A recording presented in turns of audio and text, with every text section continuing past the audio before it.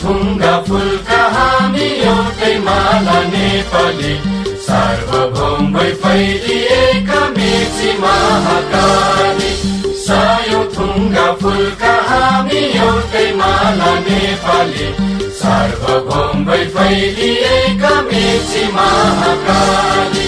प्रकृतिका कोटि कोटि सम्पदाको आचल वीरहरूका रगतले स्वतन्त्र अटल।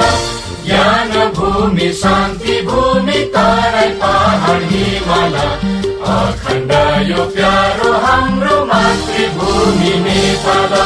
बहु जाति भाषा धर्म संस्कृति छन् विशाल अग्रगामी